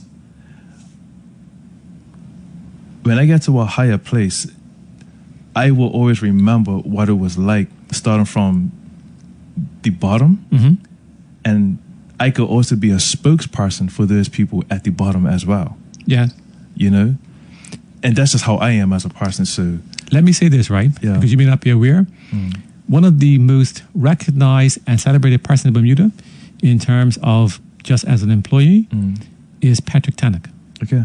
Rose to significance in terms of the insurance industry and is well regarded as one of the Bermudians that led the way. Guess what? He started as a cleaner at the hospital. Nice. So if you want to call out the bottom at the foundation, But like the beginning, right? the foundation. Yeah, foundation. And he talked about that in terms of what he learned in terms of nobody's above anybody else. And so when he got to, as he progressed, right, his comment is that nobody's better than the other and everybody should be treated with respect. And so that would be a motivation to almost anybody in terms of, it's not about where you start or Yeah. what you're doing. And It's be good at what you do. yeah, and like I said, that's also another reason why I'm in HR, because there's a job that like you are connected to the people still. Okay. You Gotcha. know, and you play the mediator at times between the employee and the employer. You know, you're also the person that the people at the foundation, if they don't have the voice, you could be the voice for them. Okay. You Gotcha. know, you focus on what is actually right. You know, so it's just like, it's all those things, and it's just like all of that really motivates me. Like, Good. I could tell you like certain experiences that I'm had with where I work and some of the calls that I have gotten. Sometimes people have shown up with Yes. like things on their mind, and me being able to be that person to where after they finish talking to me, they're like, I'm so glad I spoke to you. Good. You know, so all those things are just very motivational for me. You That's know? cool. And by the way, this whole idea about foundation, it speaks to what you said earlier in terms of you were, quote unquote, in your words, I think, just a receptionist in one of your earlier jobs, but that's a frontline position. And the fact that you were able to communicate with persons coming in, you can help to set the tone of the day. I was told that, yeah. And you're being recognized, as you said, because based upon that personality and what have you, people then recommended you for other opportunities away from the front desk. And so my encouragement is to others is to recognize that no matter what your job is, do your best. And, you know, I said today I wasn't going to have too many comments, but I will say that I met a person today. I knew them from a given job, right? I saw them today in a different role, and I said to them, hey, I haven't seen you for a while. And their response was that based upon the original job, Right. persons actually saw them, what they're doing, Right. and then recommended them for another job. And so they got a different job altogether. Okay. And now their original job, they do on a part-time basis. So I saw them today because they're working just weekends. The real job is, or the other job rather, is a full-time thing. And so, again, it speaks to everyone in that whatever you're doing, do your best because you never know who is watching and what opportunities can arise as a result of that. That's exactly what I learned. Got you. That's exactly what I learned. Yeah. And sorry, I forgot to say to the listening audience again that people are sending in messages now mostly via WhatsApp on the phones there. I'm sorry, but you can call in if you choose. The number to call in is 297-1027. And again, our guest this evening is Mr. Ryan Williams, having a good conversation now in terms of what he is doing to adjust to the reality of being in Bermuda. You spoke earlier in terms of you have two motivations now, I guess. Yeah. One is the infamous 6 figures, and the other one is finding purpose in what you do. And then I think it was quite interesting when you went back and talked about how from your earlier years, you were not interested necessarily or motivated from an academic point of view, but now you are. And you did say quite proudly that you got 100% in your midterm. Yeah. Thank God. And so I will smile because, just as a personal comment too, people now go around and say, they talk about the GPA out of 4.0. And for me, it's gotten to a point now whereby almost 4.0s must be too easy now because everybody's got them. Yeah. Or too many have them. It's kind of like bachelor's and so, master's degrees too. I guess so. Something's not, in my mind, and I say this respectfully, something's not measuring up because the idea of being perfect for an extended period of time, like in the past it happened, but it was few and far between as opposed to now, like almost everybody does it. Yeah. So, Yeah. Gotcha. So we talked broadly about the cost of living, talked about education. Now talk about housing because I know there are some comments to you in terms of you and your friends' perspective on being able to earn a house. What's your thoughts about that? My my cousin feels like that. My cousin has been talking to me lately about how we should team up to earn a house to make income. So some of the conversations that I have participated in have been not even, so like earning a house is more like, like living in that house is like at a later stage. Earning a house is more like an investment at this stage, to basically have ourselves set up for later. Working at the bank, I learned how mortgages work, and I would say I'm not inspired to earn a house based on, I am, but I'm not inspired at this moment. My financial circumstance would change all of that. Yes. So my goals would make me feel, so once I accomplish my goals, then I'll be like, okay, cool. But see, it's kind of pressure on me because I'm 42. I have to accomplish certain things by 45 because if I want to get a mortgage, a 20-year one, I will be paying it over at 65. So I have to make sure that I have a certain income for the bank to even feel confident to even give me that mortgage. And so that's an interesting point. So as you're doing what you're doing now in terms of getting your degrees and what have you, have you factored that in terms of you want to buy this age, 45, have access to be able to buy a house? Yeah. Okay. I definitely am thinking about that. Okay. And yeah, so like a lot of my decisions, I even hate to say it, but even like when it comes to children, that revolves around like my financial circumstance as well. Okay. And I think because I'm only looking at it from like my contribution, yes, I'm not looking at it from the perspective of, okay, the woman that I'm with as well, like, like where she's gonna be the kind of woman, like I don't know why I just always think about like things from my perspective, what I have to do.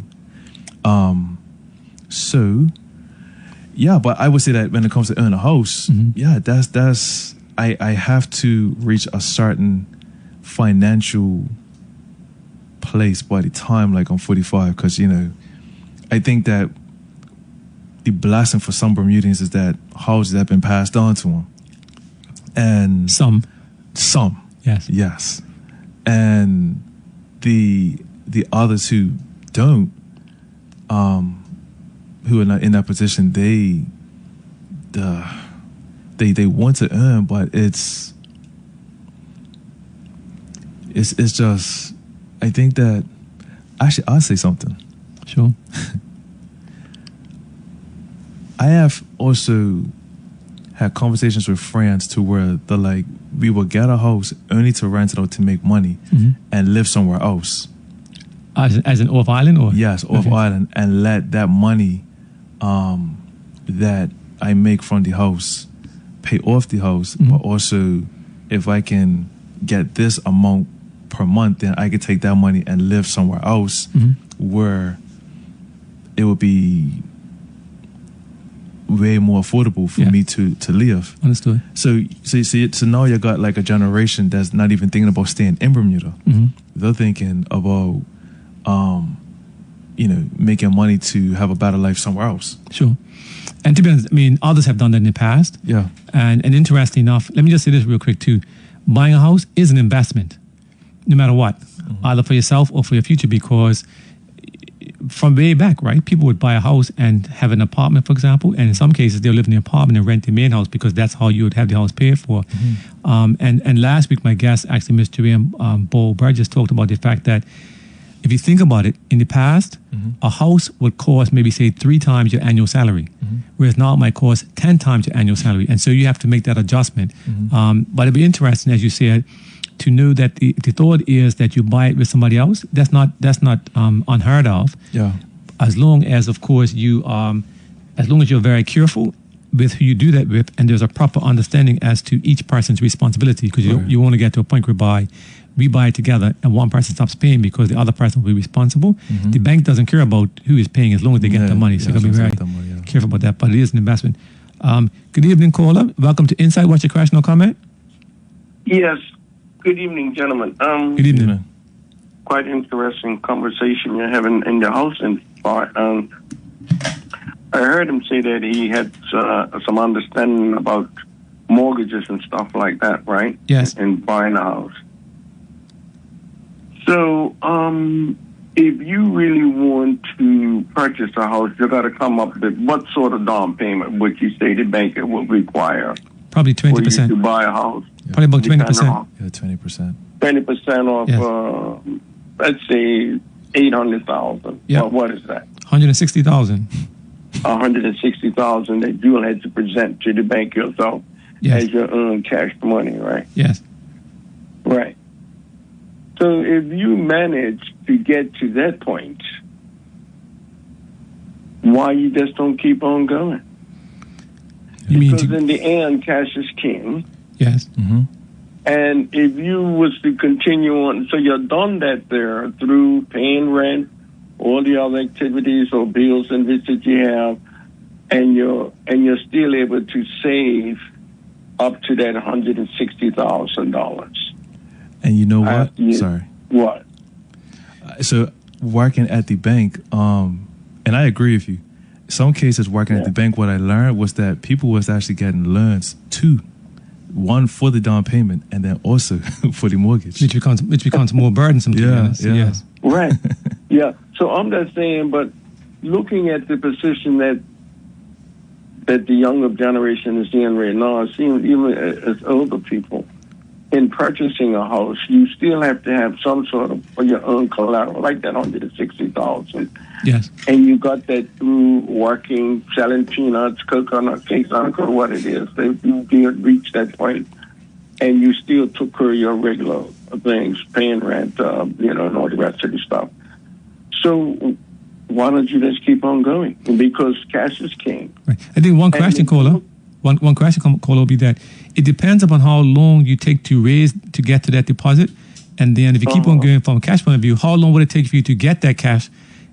Which maybe, maybe 25 years, for example, or 20 years, and by that time, what do you do in the meantime? And so that's a question. It's a good question, though, but something for people to consider. At what point do you say, okay, fine, I've got enough, and buy the house? Because remember, the house also, you get rent, and that helps to accelerate your ability to pay for the house. Yes, but you still would have that 10 or 15-year mortgage on that house. Yes, I got you. In order to clear that price. But I'm just saying, looking at the position that you started out with, that you have to come up with that money first.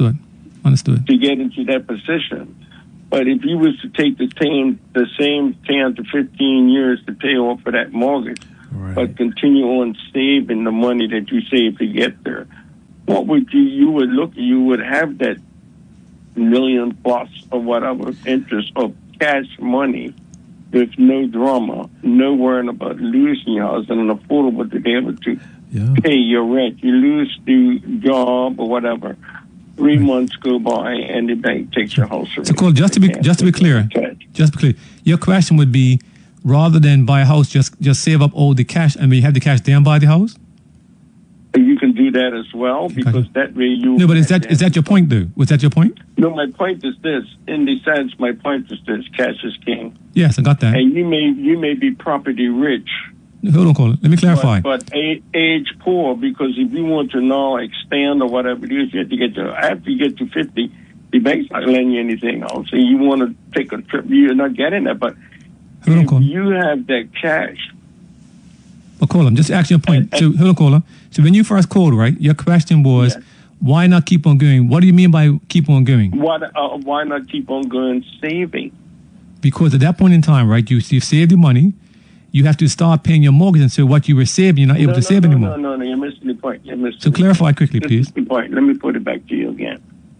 I'll make it short. You're paying rent. You're able to pay off all the rest of your utilities and whatever you've done. Yes. But in that time, you're able to save $165,000, $180,000. Yes. To give to the bank to buy a house. Yes. right?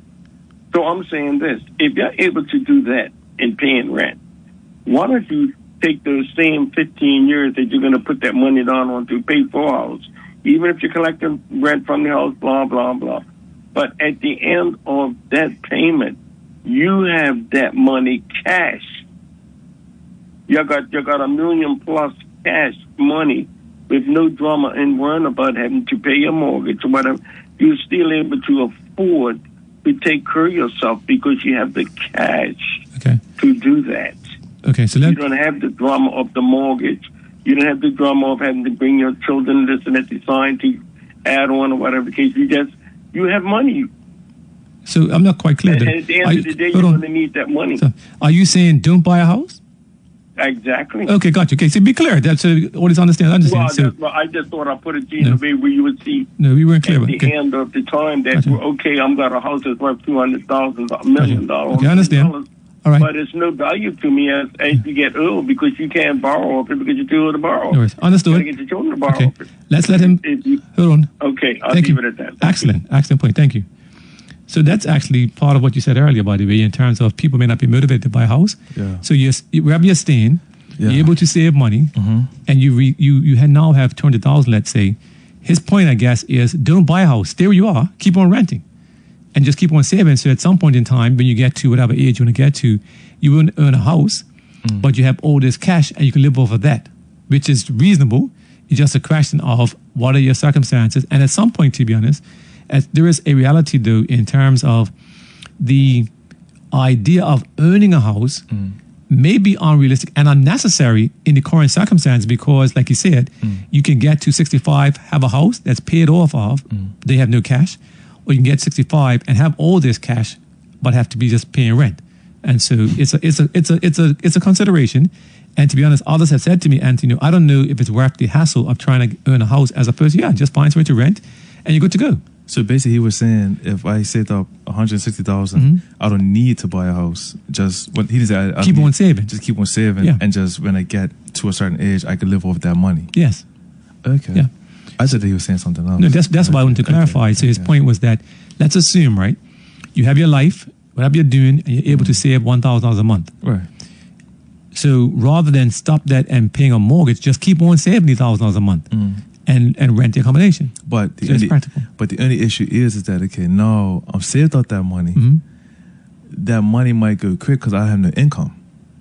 So I'm saved out that money, and now I'm only living off of what I save, and then it goes back to what I saved. So how much have I saved?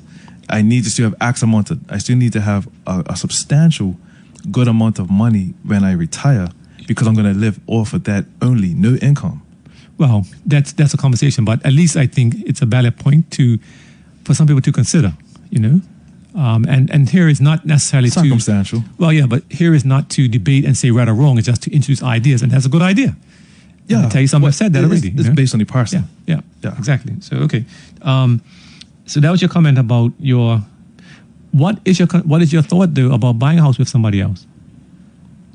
A wife, no problem. Okay. Not a wife.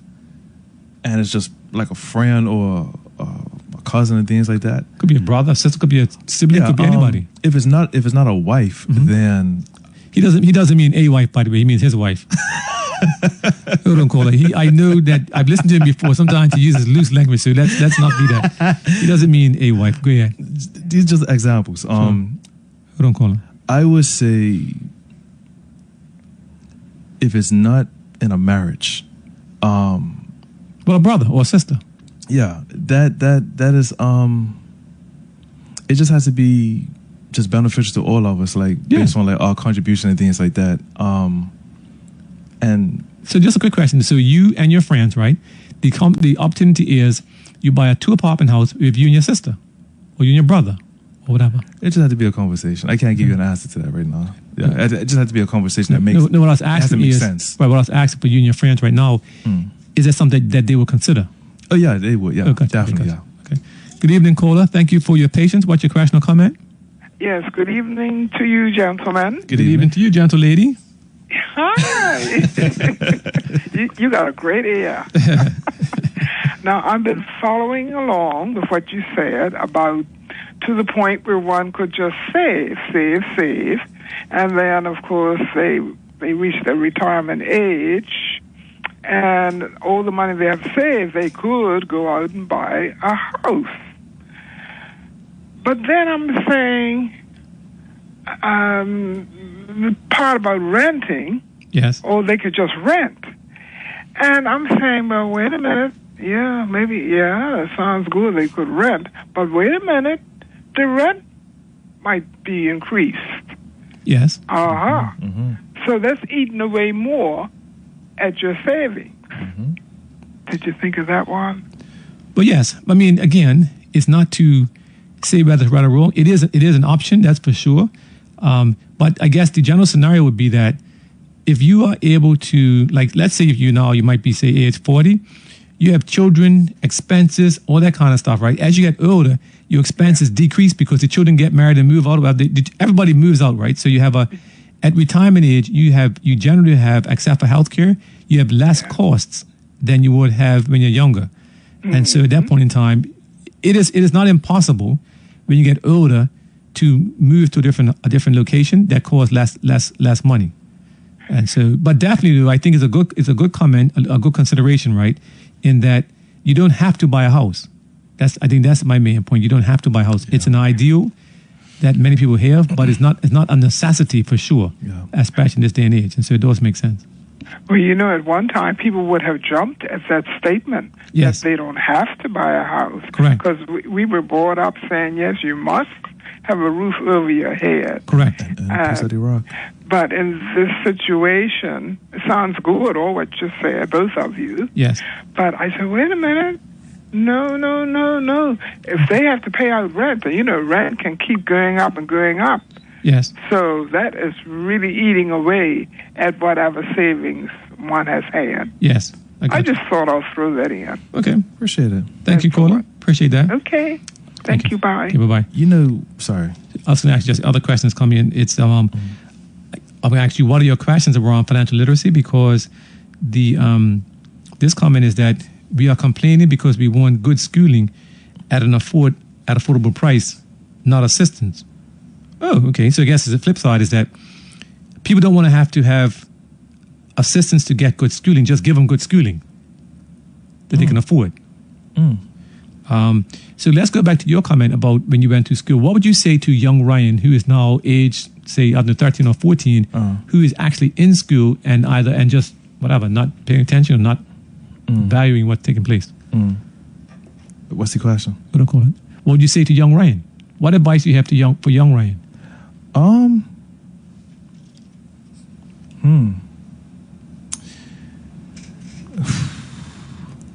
Whoa.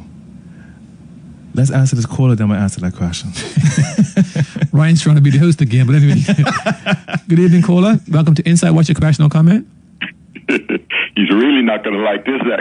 Oh, whoa. That's a familiar voice. How are you? Oh, man. Here we go. I've been listening all through this whole conversation, which has been a very interesting one. Thank you. Ryan knows my feeling about a lot of stuff. We've had many a conversation. Yes. And everything that I've heard tonight has revolved around Ryan's life by himself. Yes. I'm trying to figure out, with all this savings and things he's talking about, I've seen a lot of men who have dwelled on getting money but not getting family, and then it just takes one incident later on. He's got $500,000 in the bank. He's renting a house. He has a stroke. Who's taking care of him? The apartment doesn't want to rent it to him. His money's going to quickly dwindle down. He has no wife. He has no children. What's he going to do? I mean, I haven't heard the plan on a family. I've heard about a house.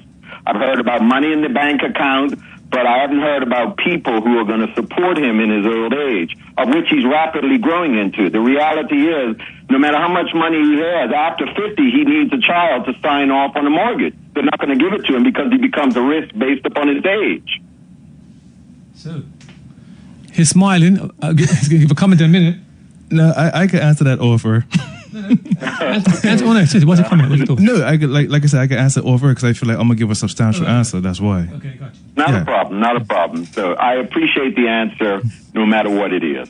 Thank you. And thank you, Doc. Thank you. All right. Have a good evening. I got you. Jimmy, you can answer now. So, okay, got you. Okay. So, Okay. I would say to that, it still has to start with me. No matter what, like, comes when it comes to like family, things like that, it still has to start with me. So what am I doing to plan to even prepare myself to even have the family that I want? I still need to get myself to a certain place to where I can start doing that. So what I'm doing now is preparing myself for that, right? So with me going back to school, my HR career, things like that, my financial goals, they still impact my future, which is like all those things that Dr. D was just, crashing me about, right? Which is preparation for family. So, Yes. so in that context, and whether it be you or your friends, right? Yeah. Do people still think about marriage? Yeah, of course.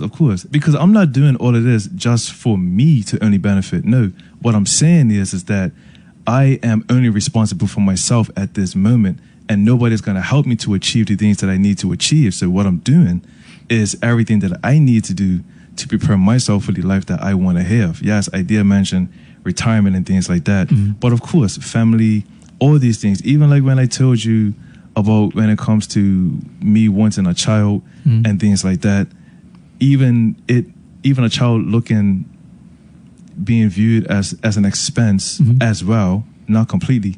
Like all these things are contributing factors, right, to like why I am pursuing what I am pursuing. I will say, by the way, that, and thanks for Dr. D for calling in, because you did not speak about the idea of family being part of your future. It was more you getting 65, retiring with $500,000, all that kind of stuff. And so it wasn't a question, and I answered it. No, fine. I'm not. It's smiling, so that's a good thing. But it's interesting because, and I do give a big shout out to a good friend of mine. I would say Ronnie Simmons, and his wife Tammy, and his daughter Jordan. Jordan got married yesterday, and at the wedding we were talking about the fact she's now, I guess, in her mid-30s.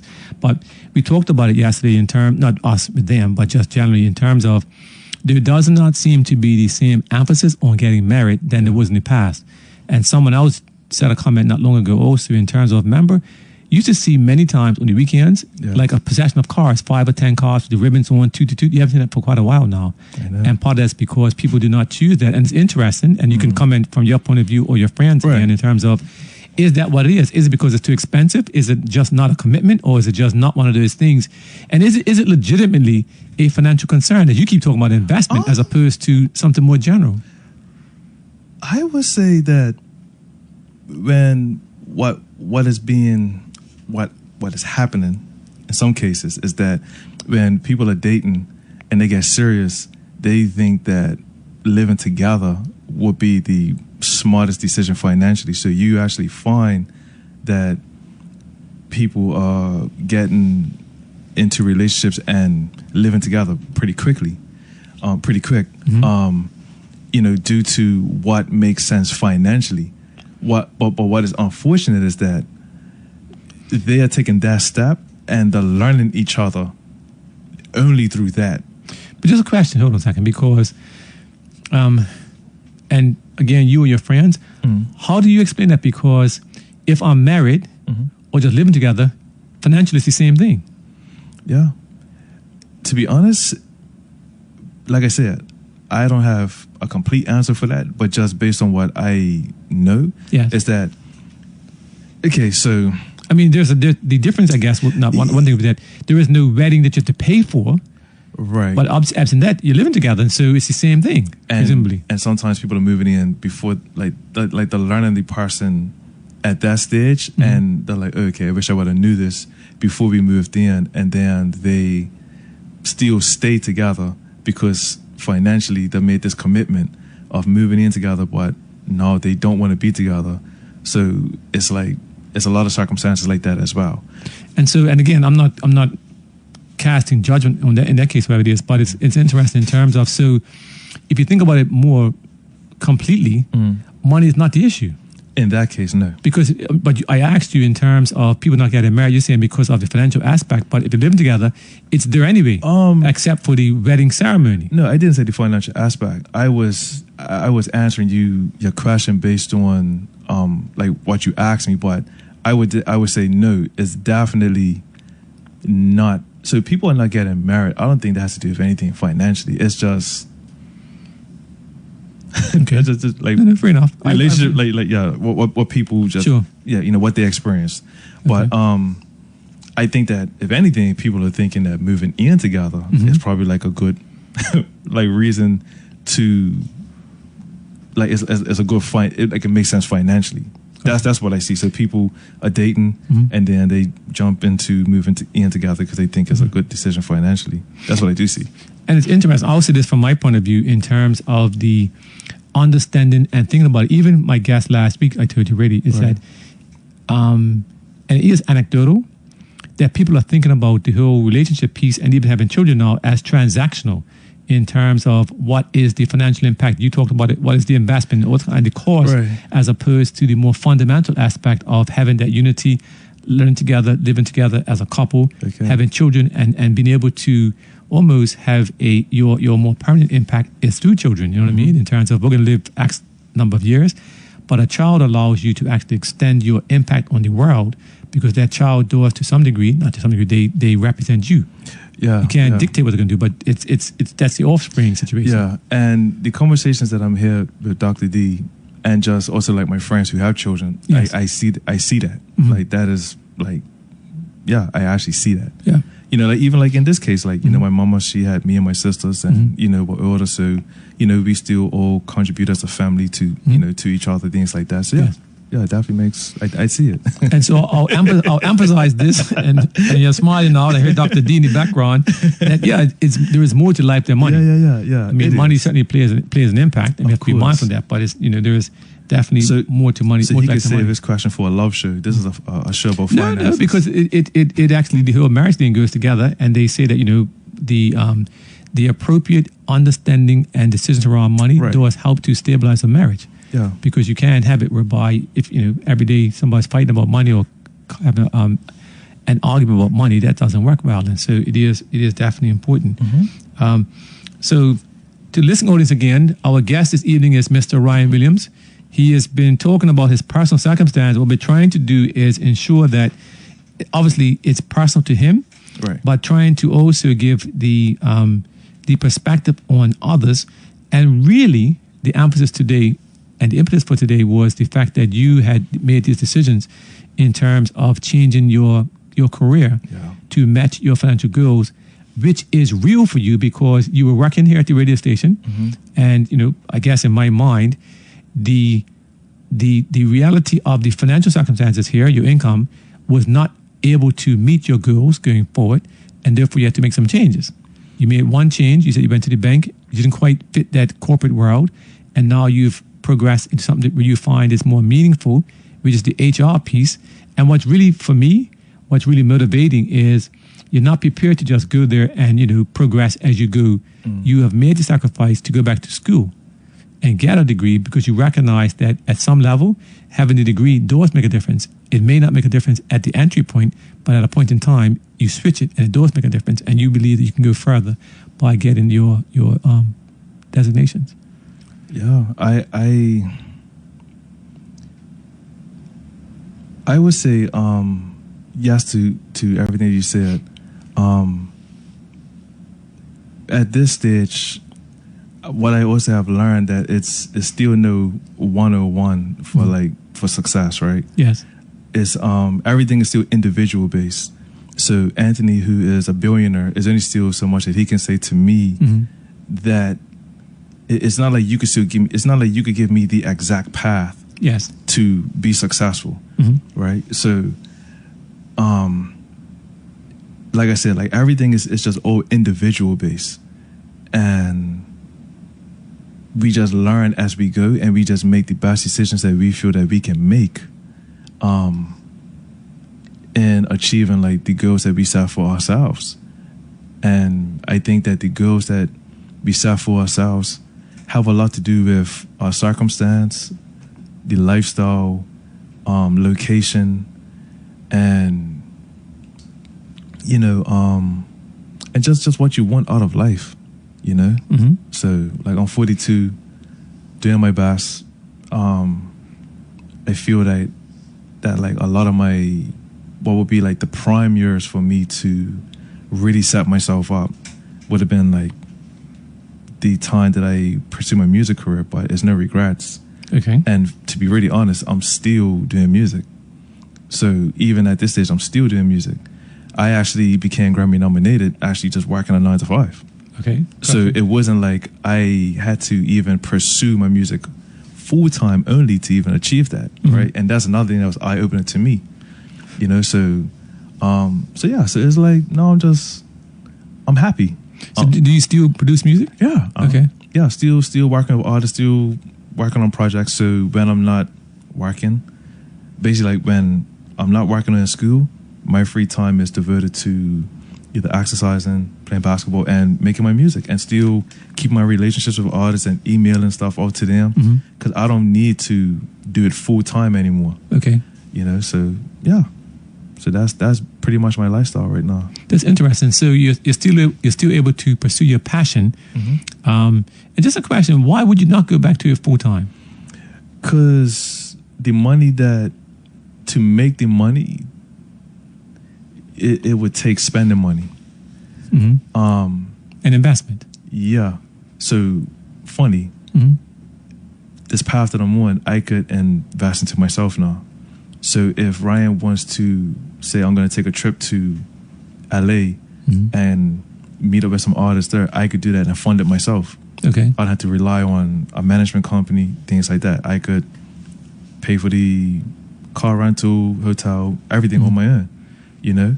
So, and it makes me independent as well. Okay. In doing that. So, yeah. So it's basically just me just putting myself in a position to just fund everything that I want to do. My music career, you know, family that I want to have, just basically everything. You know, house, all that. Gotcha. What's the time frame for achieving the HR designation? I should have my first certification by May, and then I get my second one. Hopefully, I should have that completed by next year, December. So basically, next year, my goal is to have both my certifications, and that's it. So literally within a year or so, you should be done. Yeah. Okay. All right. Yeah. Well, I'll say congratulations once again. Time has flown by. We're actually we're fastest 2 hours. We're just about 10 o'clock. You have said so much. I need to go back through myself and listen to the show again, because again you've talked so much about different things. And what has really been an encouragement to me is the fact that you said this, whereby you had all these different career options. Ever since age about 16 or so, you became an entrepreneur when you made the proposal to John Barrett to become his merchant, or younger, when you proposed to become his merchandiser. At first, living at Mount Hill, you didn't have no transportation, so you was able to go there just to that store. Just walking down. And then gradually, you were able to go to all the other stores. And, you know, I want to commend you in terms of you were a success. Yeah. From young. You always found your way. You were determined, thank goodness to your mother, your father, whoever else, in terms of you had that good work ethic. I appreciate it. And so you've always been doing that. And the idea, which I think is an encouragement to others, is you did have a mindset that you were a failure based upon your academics, but that did not stop you from realizing that, guess what, I'm going to go back to school now, no matter what other people think, because you're so motivated by the value of what you provide in the HR world. You find value for yourself and for others. And yes, of course, ultimately, there is a financial piece of that. And so I certainly want to commend you, but I'll give you an opportunity now to say any final words before I give a final closing for my next week's show. I don't really have any final words, but just, you know, thank everybody for listening. I would say I'm still learning. And I don't feel that I still have it all figured out. Life will humble you if you feel and if you think that you have it all figured out. But one of the great things is that I'm not afraid to be transparent. I don't have the pride that I used to have when it comes to, you know, learning and where I start, because I know that everything is a contribution to like my goal. I also learned that God gives us all gifts. So right now I dedicated my life at one point fully with my music gift. Now I feel like God has given me another gift that I'm using. And I just want to continue to live my life purposeful. Okay. I'll say that's absolutely brilliant. You have been an encouragement. I mean, you know, I've known you. Yeah. some of you, I suppose, because tonight I definitely learned a lot of different things about you, which is always a good thing. I appreciate it. And it goes to show that no matter what we think we know, there's always more to learn. What I will say to you, I will say this, and I'll say this. You talked about the fact that Glenn took you on as an intern and showed you so many things. Yeah. He has commented to me about you in terms of you having a tremendous competence when it comes to learning things about the music industry, about the radio station. Wow, that means a lot. And so he has huge confidence in you. And I trust, Glenn either listens to the shows live or after, and so it is. But it is true because he did make a spontaneous conversation to me not long ago in terms of when we look around the environment, right? Yeah. Who are those persons? And you are definitely one of those persons that he has lots of confidence in. I didn't know about this piece about you calling him in boots, that kind of thing. But so it's good to know that the story behind he reflects what you said, and you reflect what he says, and so. That is tremendous. That means a lot because what Glenn doesn't know is that when I approached him, I was at kind of like at a low point in my life, and he showed like a tremendous belief in me. Yeah, and he just kept on giving me opportunity, and I was like, wow, like I my loyalty is forever with him and his wife. And I'll say this too because this is true this is true in terms of one of the rules of Magic 102.7 is to be the community station for Bermuda. Yeah. And that's why it has all the talk shows on it, and it's it's recognized and listened to. Some people have it on 24/7. Yeah. And so they catch all these shows, you know what I mean? Yeah. And so I do want to commend both Brother Glenn, Sister Gwen, and the others that founded the IAC communications family, because it does mean a lot. And even for this show, it was basically, everybody knows this, I was driving here one night, had the idea, called Glenn the next day, and less than 7 days later, I was on air. And I told you everything you know. That's true. And by the way, it's interesting because, as you said earlier, right, now I can do this. And I can do that speed if necessary, right? Yes, and so I commend that. Someone commented earlier about the sound. We got that now because sometimes had up too loud. Now it's much better. So that's working well. And so again, I want to thank you for coming on by. I appreciate it. And look forward to a few months from now, maybe having you back to see how you're doing. After me, once you're done, you talk about you having achieved your degree. After my 6 figures, right. Yeah, and your 6 figures. To the listening audience, we for next week, we're going to have Neville Grant, who's going to come on. He is the CEO of the Bermuda Bankers Association. And that's going to tie in quite nicely because many of our questions and comments have been about financial literacy, how this bank works, the mortgages, how the bank set the rates, and those kind of things. And he has a wealth of experience, both in terms of being a banker himself and as the former CEO of one of the local banks. And so he can speak tremendously. And I will say this last thing too. I have been given permission that the person I was speaking about earlier, right, is Miss Renee Burchell. She is the one. I wasn't expecting that. Yeah, no, she's the one that does the weather. And so a storm's coming, I don't have to worry about it. At some point, I'll just WhatsApp her and she'll be the one. I'll say, what's the deal? And then she'll do what I've done. And she does tremendous work. And she's one of those persons who, like many people, going through school, not quite interested, not quite focused, all those kind of things, but now has found a niche. And in this case, not on a full-time basis, right? But it's what she does. And many people look to her as being the lead voice when it comes to weather situation in Bermuda. Very, very knowledgeable, very, very passionate, very, very articulate, and very well researched. She knows what she's talking about. And so again, I put her in your category about. I appreciate that. And for parents right now who may have children that are not quite focused, or they themselves might not be quite focused, keep hope alive. It's nice to get it done early, but guess what? There's always another opportunity. Once we find our real passion and our motivation, then it's easy. And children grow. Children grow. Allow them to grow. Yeah. Well done. All right.